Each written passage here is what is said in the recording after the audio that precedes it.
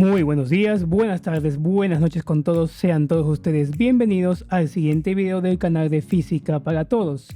Bien, estaba planeando hacer un video acerca de inducción o autoinducción, pero debido a ciertos factores me veo en la necesidad de salir a la palestra y dar una nueva perspectiva de este pequeño tema que vemos en pantalla.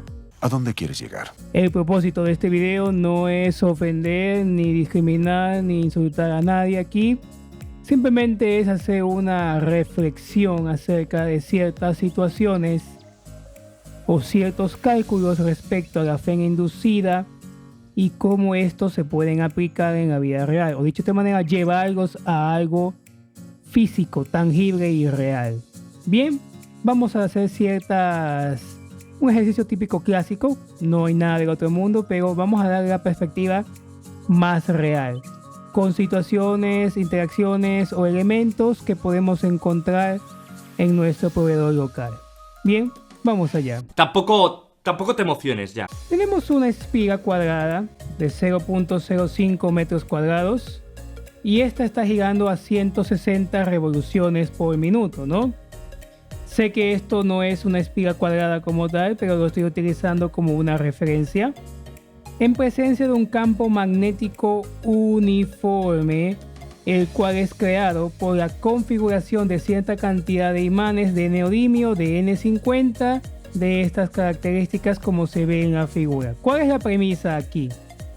Esta interacción de este campo magnético que tenemos aquí de manera constante, lo estamos considerando tal que la parte del imán de neodimio, un polo norte, está de un lado de la espiga y el otro polo, el polo sur en este caso, está del otro lado. Para mantener o asumir, esa es la palabra, vamos a asumir esa situación como que formaría un campo magnético uniforme. Pues bien, en esas condiciones determine la fe inducida que se lograría y cuántos imanes de neodimio son necesarios para ello.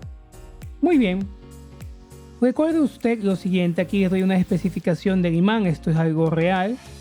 30 por 5 quiere decir que según el fabricante el diámetro es 30 milímetros y la altura es 5 milímetros, y esta especificación según el fabricante el valor de BS que me pone aquí, que son 2210 Gauss, que eso es aproximadamente 0.22 teslas, es cuando estamos midiendo el campo magnético muy cerca de los polos del imán, ¿sí? Entonces, en este ejercicio vamos a considerar lo siguiente, vamos a considerar que los polos norte y sur están extremadamente cerca de la espiga, tal que logramos tener un campo magnético uniforme en todo momento. Esa es la condición que vamos a tener, es algo extremadamente ideal. Sí, extremadamente ideal. Bien, vamos por ello. Usted sabe, No sé. que siempre he mencionado, sabemos que la ley de Faraday me dice que la fe inducida, la magnitud es igual al número de espigas y la variación de flujo magnético con respecto al tiempo, ya sea variación, ya sea derivada, etcétera, etcétera, etcétera. Bien, siempre he mantenido la premisa de que a veces primero es más fácil encontrar el flujo y luego encontrar la fe inducida. Bien, recordemos entonces que el flujo magnético en esta situación de una espiga rectangular de área A, campo magnético uniforme y que simplemente está rotando, es el ángulo θ el que está haciendo la diferencia, B por A por coseno de θ. ¿Cuál es la particularidad aquí? Que este ángulo θ está cambiando exactamente con la misma tendencia, con la misma amplitud que esta situación aquí, con la frecuencia angular. Por consiguiente, yo podría expresar esta situación como que el flujo magnético va a ser igual a B por A coseno de WT. Véase que W nuevamente es la frecuencia con la que está revolucionando la espiga. Si yo aplico la definición anterior, me quedaría que la fe inducida, la magnitud, sería el número de espigas por la derivada de la expresión previa, que sería B por A coseno de WT con respecto al tiempo, y eso se conoce simple y llanamente como que la FEN inducida, en este caso, para esta situación muy específica, por favor, nunca olviden eso, me quedaría que es N, B, A, W, seno de WT. Recordando ciertas situaciones, la regla de la cadena, etcétera. Oh sorpresa, esta FEN inducida tiene un comportamiento sinusoidal, un comportamiento de corriente de voltaje alterno. ¿Ok? Eso no me lo esperaba. Quiere decir que si a mí me pidiesen graficar la FEN inducida que experimentará esta espiga con respecto al tiempo, algo muy sencillo, la verdad, tendríamos contratiempo, algo sinusoidal, positivo y negativo, en donde este valor phi que le voy a poner aquí, o de amplitud, como quieras llamarle, va a ser igual a N, B, A, W. Es decir, si yo quiero determinar una FEN inducida determinada, pues el valor máximo posible, ese sería mi relación. ¿Sí? Aquí un error del editor, ¿cuánta FEN inducida máxima debería haber puesto aquí? Y uno se puede preguntar hasta este punto, oiga, pero esto es lo mismo, no de siempre. No, sí, es verdad. Lo que es un video es de reflexión. Vamos a ver a qué me refiero. Tenemos una espiga cuadrada, ¿sí? Una espiga cuadrada que el número n no me lo están indicando, ¿sí? No me lo indican, entonces, al menos para esta situación, voy a asumir que n es igual a 1 por ahora. Y el valor máximo que encontraría para esta situación, ¿qué sería? N igual a 1, el campo que es 0.22 teslas, vuelvo y repito, con muchas comillas, con muchísimas comillas de este valor, el área que me dicen que es 0.05 y la frecuencia que es 160 revoluciones por minuto. Si yo llevo 160 revoluciones por minuto a radianes sobre segundos, tengo un valor aproximado de 16.7 radianes sobre segundos. Y por consiguiente, la FEN máxima inducida posible, vamos a verificar. Fíjense ustedes, se los dejo de tarea, que para esas condiciones de un n igual a 1, apenas tengo prácticamente 0.18 voltios. ¿Qué? Un valor extremadamente pequeño. Entonces, ¿qué tengo que hacer? Aumentar el número de espigas para poder tener una mayor FEN. Si en este caso n fuera igual a 100, apenas algo anda mal. 100 espigas, 100 vueltas, ¿sí? 100 vueltas. Puta, casi la cago. N, en este caso la FEN, sería prácticamente 18.4 voltios. ¿Eso es todo? Ahora bien, ¿cuál es el problema con esta situación? El problema radica en que no nos estamos dando cuenta de las dimensiones que necesitamos para lograr esto de aquí. El problema me indica claramente que estamos hablando de un área de 0.05 metros cuadrados, una espiga cuadrada. Muy bien.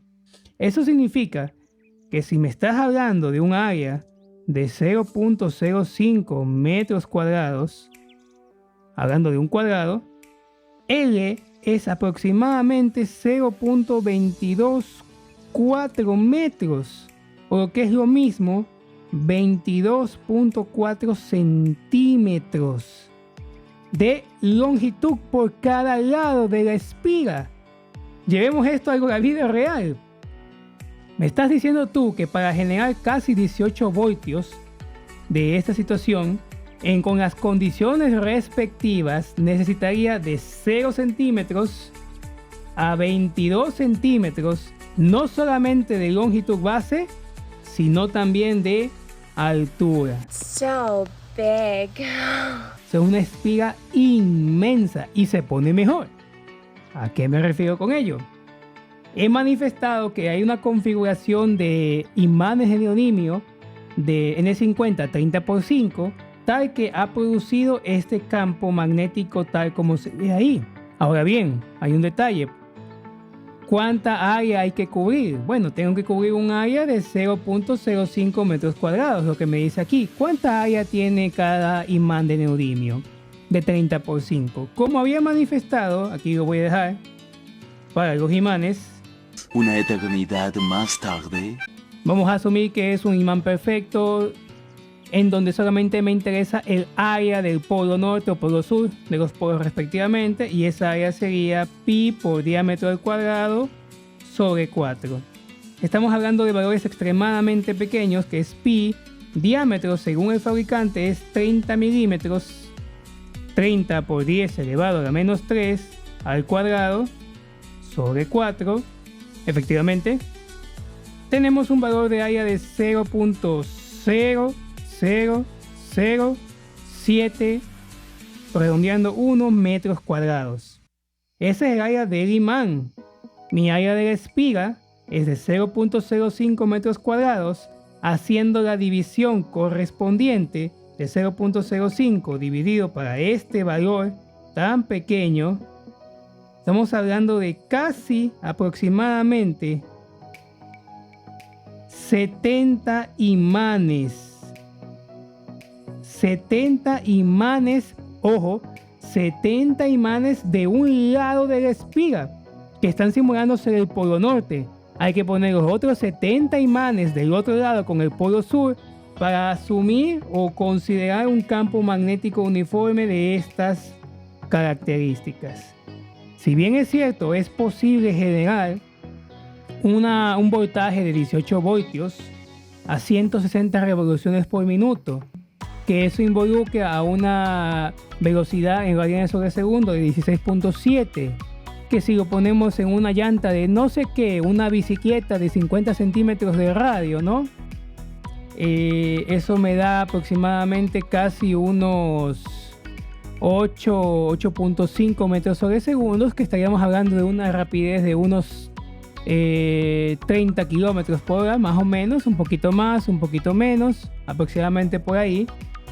Necesito esa magnitud, campo magnético, es decir, esa cantidad de imanes y ese tamaño inmenso de espiga para lograr este voltaje.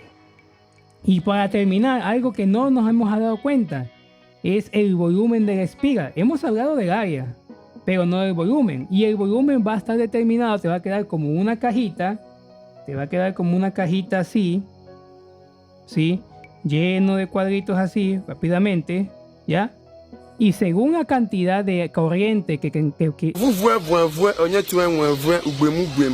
Ya, cabrón, hable bien. Sí, ya, perdón. según la cantidad de corriente que nosotros necesitamos en función de la carga que nosotros deseamos alimentar, será el calibre del cable. Y eso significa que un cable más grueso va a hacer que el volumen se incremente considerablemente. Entonces, estas son las aterrizadas, si es que se le puede llamar así, a una realidad de cómo generar una fe inducida ya en algo tangible y las limitaciones que ello conlleva. O sea, un poquito tedioso generar una fe inducida en ciertas condiciones, porque necesitamos bien una gran cantidad de campo magnético en una gran cantidad de área y para un voltaje sinceramente pequeño de 18 voltios y alterno todavía, en donde tenemos que rectificarlo.